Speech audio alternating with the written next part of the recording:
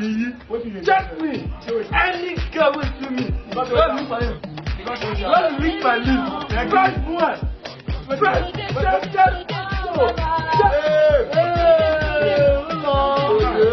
What's up now? Longest time.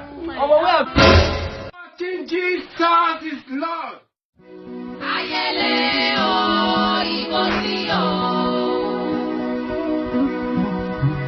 Ayé lórí kọjọ, kò yẹ ní mọ́.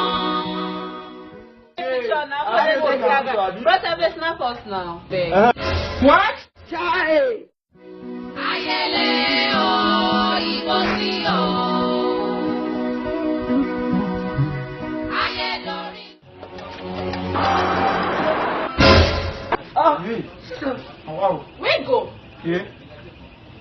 Oh, but your phone don't go. Hey. So that's kind of fish. You don't know what I'm going to disappear. Go disappear.